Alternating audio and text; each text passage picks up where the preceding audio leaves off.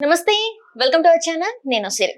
జగన్మోహన్ రెడ్డి గారి పాలనలో అయితే విద్యుత్ పరికరాల కొనుగోలులో అవినీతి జరిగిందని అయితే వార్తలు వస్తున్నాయి. ఇందులో ఎంతవరకు వాస్తవం ఉందనేది మనకి వివరించడానికి మనతో పాటు ఉన్నారు ప్రముఖ సీనియర్ జర్నలిస్ట్ జగదేవ్ గారు.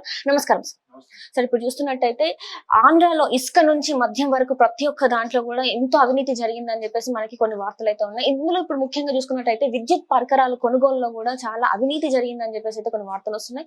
ఇందులో ఎంతవరకు వాస్తవం ఉంది, అసలు ఏం జరిగింది, అంటే ఎంతవరకు జరిగి ఉంటుంది, ఎంత మొత్తంలో అవినీతి జరిగి ఉంటుంది? ఎంత మొత్తంలో అవినీతి జరిగిందంటే సుమారుగా లెక్కలు వేయగలరు, కానీ డెప్త్గా అనలైజ్ చేసి దీని మీద విద్యుత్ సంబంధించింది కానీ ప్రభుత్వ అవకతవకల మీద కానీ పూర్తి అవగాహన ఉంటే ఇంకా అది వేలల్లోనే ఉంటుంది. అది మనం సుమారుగా ఎస్టిమేట్ చేయగలమే తప్ప ఎంతని ఎవరు చెప్పలేరు, ఎవరు నిర్ధారించలేరు. అయితే ఒక్క విద్యుతే కాదు, ప్రతిదీ కూడా. పెట్రోల్ తీసుకోండి, మన తెలంగాణకి ఆంధ్రాకి దగ్గర దగ్గర 4 రూపాయలు ఎంతో తేడా ఉంది. మరి అది ఎవరి పాకెట్లోకి వెళ్తుంది? అలాగే ఇసుక, ఒకప్పుడు ఎడ్ల బండి మీద ఇసుక తీసుకెళ్లేవారు, ట్రాక్టర్ల మీద ఇసుక తీసుకెళ్లేవారు, లారీల మీద ఇసుక తీసుకెళ్లేవారు. ఎడ్ల బండి మీద తీసుకెళ్లి ఇసుక 200-300 తీసుకుంటే ఆ తర్వాత అది 700 ఎంత అయింది, తర్వాత 1000 రూపాయలు అయింది. కానీ ఇప్పుడు అట్లా లేదు. ట్రాక్టర్ ఇసుక కావాలంటే వేలల్లో సమర్పించుకోవాల్సిన పరిస్థితి వస్తుంది. సో ప్రతిదీ కూడా. ఇప్పుడు మద్యం తీసుకోండి. మద్యం తీసుకుంటే మీరు మొన్నటి వరకు, అంటే ఈ ఎలక్షన్స్ అయినా ఒక సంవత్సరంన్నర కిందటి వరకు కూడా చాలా షాపుల్లో కూడా మొత్తం ఆంధ్రప్రదేశ్ మొత్తంలో కూడా యూపీఐ కోడ్ కానీ, క్యూఆర్ కోడ్ కానీ, ఎనీ ఆన్లైన్ ట్రాన్సాక్షన్ కానీ, కార్డ్ స్వైపింగ్ కానీ ఏది ఉండేది కాదు.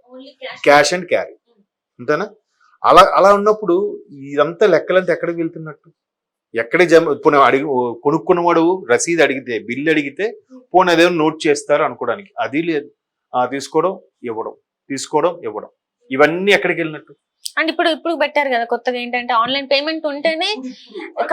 అన్ని మద్యం షాపులు కూడా కాదు, కొన్ని మద్యం షాపుల్లో పెట్టారని మనం కొన్నిట్లు నేను కూడా కొన్ని ఎగ్జాంపుల్ గా చూశాను. అంతకుముందు పురంధరేశ్వరి గారు కూడా, బీజేపీ రాష్ట్ర అధ్యక్షులు, ఆవిడ కూడా ఒకనొక సందర్భంలో ఇట్లా ప్రభుత్వం సంబంధించిన అవినీతి అరాచకాల మీద మాట్లాడుతూ ఆవిడ ర్యాలీగా వెళ్తూ ఆవిడ వెళ్తున్న బాటలో ఒకసారి తాడేపల్లిగూడెంలో ఒక మద్యం షాప్ దగ్గరికి వెళ్ళి ఆవిడే స్వయంగా ఒక బాటిల్ పర్చేజ్ చేసి ఎక్స్పీరియన్స్ కూడా షేర్ చేసుకున్నారు అందరితో. దాని మీద కేంద్రానికి ఒక లేఖ కూడా రాశారు. ఇట్లా ఈ స్థాయిలో మద్యం అవకతవకలు జరుగుతున్నాయి. అలాగే ప్రతిదీ ఏ సెక్టార్ కూడా. గతంలో మీరు కాంగ్రెస్ అంతకుముందు ఒకసారి తీసుకుంటే 2014కు ముందు కాంగ్రెస్ ప్రభుత్వం 2 సార్లు కేంద్రంలో ఉన్నప్పుడు అదే అన్నారు, భూపాతాళం నుంచి ఆకాశం వరకు ఏ స్కామ్లు ఉన్నాయి, అన్ని స్కామ్లు కాంగ్రెస్ చేసింది అని చెప్పి అప్పట్లో బీజేపీ వాళ్ళు దుయ్యబట్టారు.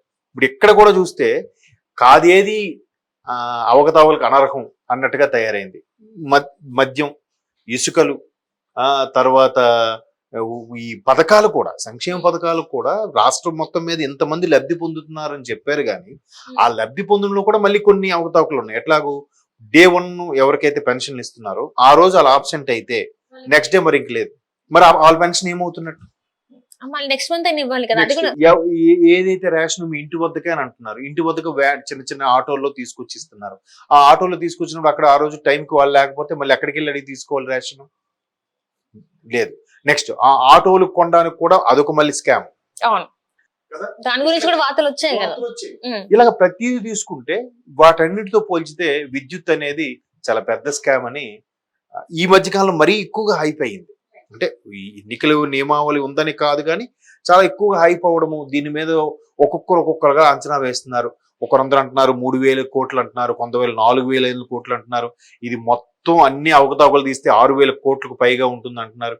అసలు ఈ విద్యుత్ కూడా సరిగ్గా సాగ్రిగేట్ చేసి దేనికి దానికిగా మార్చి అందరికీ ఏ ఇబ్బంది లేకుండా కార్పొరేట్ సెక్టర్ అయితే ఒకటి, డొమెస్టిక్ సెక్టర్ అయితే ఒకటి అని, ట్రాన్స్కో అని కానీ, జెన్కో అని కానీ, అలాగే డిస్కమ్లు వైడ్గా డివైడ్ చేయడం అంతా కూడా చంద్రబాబు నాయుడు గారి గవర్నమెంట్ హయాంలో జరిగింది.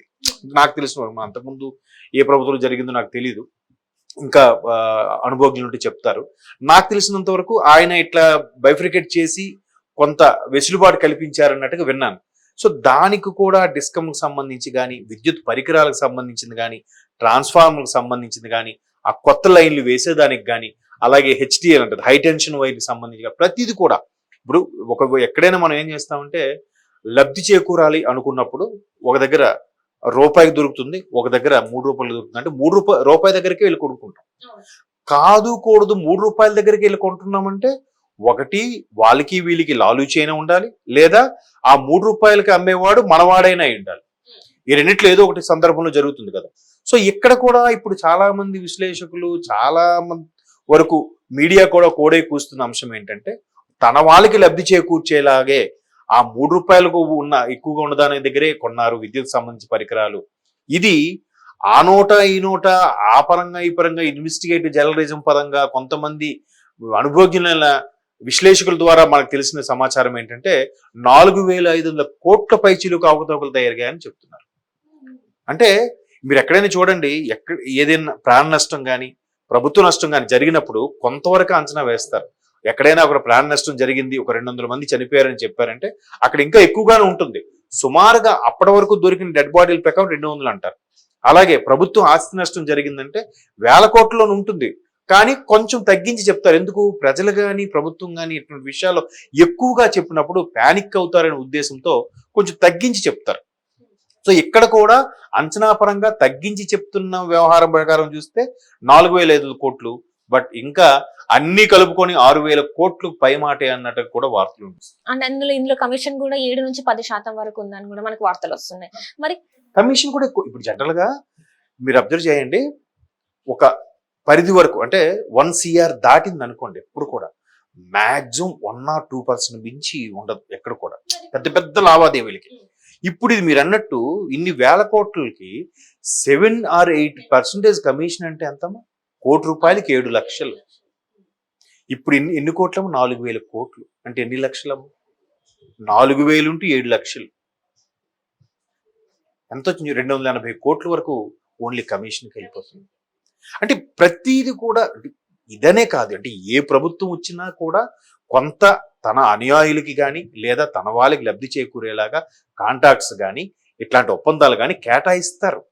కానీ మరీ ఎంత విచ్చలవిడిగా అయితే కేటాయించరు. అంటే చాలా వరకు ఎలా ఉండేదంటే మీడియా అన్న ప్రజలకు సమాధానం జవాబుదారీగా ఉండాలన్నా కొంత నిబద్ధతతో భయంతో ఉండేవారు. ఇప్పుడు అది లేదు. ఒకప్పుడు కాగ్ రిపోర్ట్ అంటారు, ఐడియా ఉంది మీకు? కంట్రోల్ అండ్ ఆడిట్ జనరల్ అంటారు. వాళ్ళు నివేదిక పంపిస్తున్నారంటే చాలా మంది భయపడేవాళ్ళు. అమ్మో, ఎవరి మీద చూస్తుంది, అది ఏ డిపార్ట్మెంట్ సెక్రటరీ మీద పడుతుంది, ఏ శాఖ మంత్రి మీద పడుతుంది, ఏ నాయకుడి మీద పడుతుంది, వాళ్ళు ఎవరికి అనాలిసిస్ ఇవ్వాలి, వాళ్ళందరి ముందు జవాబుదారీలాగా చేతులు కట్టుకుని నిలబడాల్సి వస్తుంది. ఇప్పుడు అలా కాదు కదా.